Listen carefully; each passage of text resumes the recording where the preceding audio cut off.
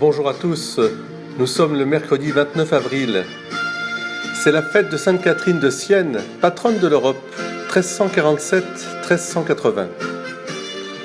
Si elle mourut jeune à 33 ans à Rome, sa vie fut si intense d'amour du Christ et si dramatique d'engagement dans la société politique et religieuse du XIVe siècle, si féconde d'expressions littéraires, qu'elle a marqué l'histoire jusqu'à aujourd'hui.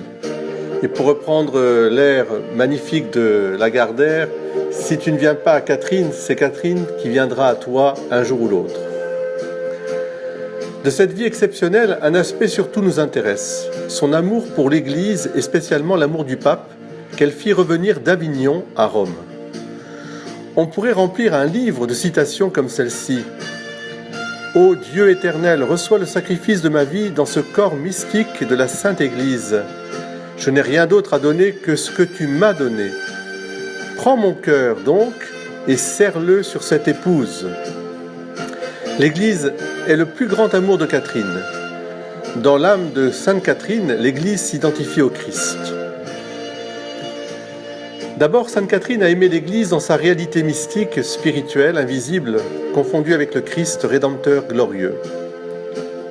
Et puis, dans sa réalité humaine, historique, institutionnelle, concrète, mais jamais séparée de l'aspect divin. Sainte Catherine ne cache pas les fautes des hommes d'Église, mais tout en s'élevant contre cette décadence, elle la considère comme une raison supplémentaire et une nécessité de l'aimer davantage. Le vrai motif de son amour inconditionnel, c'est qu'elle a compris qu'au cœur même de l'Église, il y avait la mission, sa mission d'annoncer la joie de l'Évangile.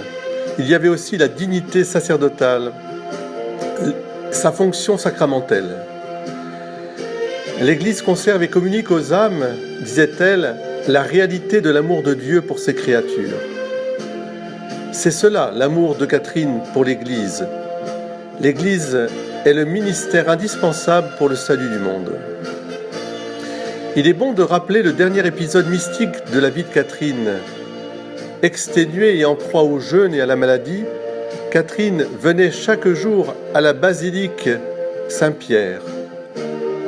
Un jour, c'était le 29 janvier 1380, vers l'heure des vêpres, le dimanche de la Sexagésime, ce fut la dernière visite de Catherine à Saint-Pierre.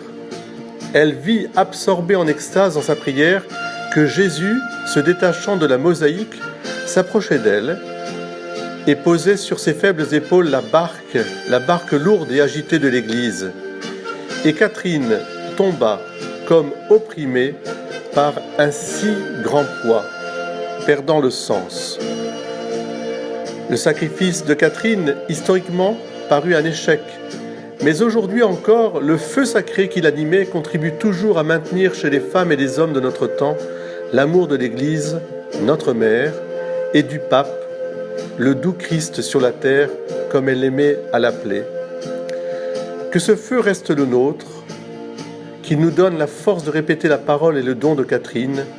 J'ai donné ma vie pour la Sainte Église.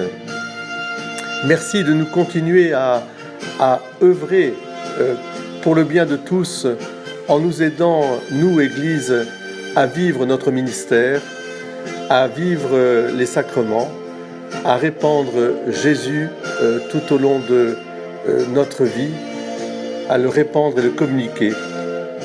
Soyez bénis. Merci, chers fidèles, et bonne journée.